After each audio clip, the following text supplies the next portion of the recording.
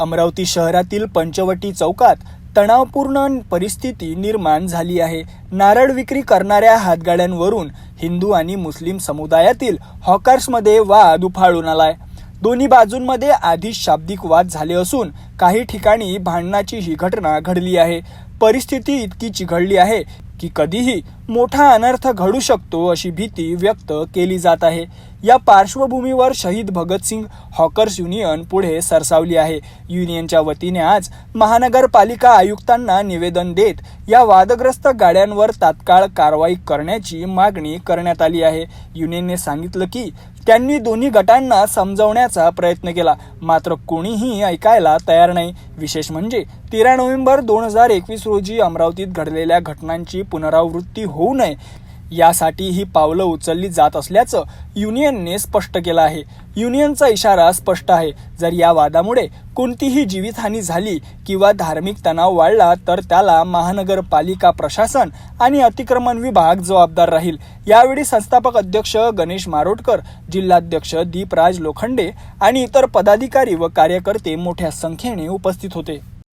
नमस्कार, मी गणेश मारोटकर, शहीद Bhagat Singh hawkers union संस्थापक अध्यक्ष तसेच पथविक्रेता समिती सदस्य महानगरपालिका अमरावती। आज आम्ही महानगरपालिका आयुक्त मॅडम यांना निवेदन देण्यासाठी आलेलो आहोत। निवेदन देण्याचे कारण असे की पंचवटी चौकामध्ये ज्या नारळाच्या गाड्या लागतात त्या दोन धर्मांच्या, हिंदू आणि मुस्लिमांच्या तिथे गाड्या आहेत, परंतु गेल्या काही दिवसांपासून त्यांच्या आपसामध्ये मोठ्या प्रमाणात वाद सुरू आहेत। ते एकामेकाच्या जीवावर उठलेले आहेत।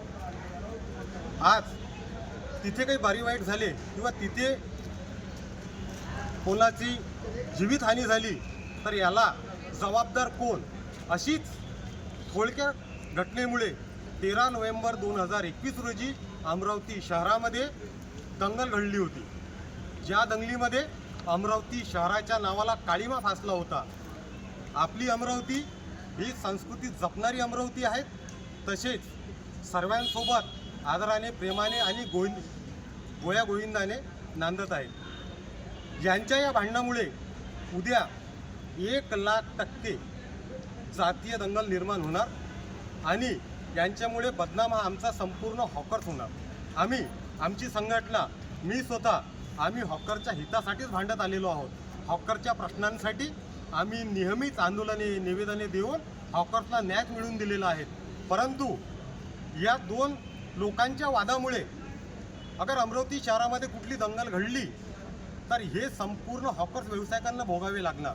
म्हणून आज आम्ही महानगरपालिका आयुक्त मॅडम यांना निवेदन दिलेले आहेत का तात्काळ त्या गाड्या कायमस्वरूपी तिथून हटवाव्या, जेणेकरून अमरावती शहरामध्ये कायदा व सुव्यवस्थेचा प्रश्न निर्माण होणार नाही, तसेच कुठलीही दोन समाजामध्ये, दोन धर्मांमध्ये दंगली घडणार नाही आणि अमरावतीमध्ये तसेच वातावरण, शांततेचे वातावरण राहील।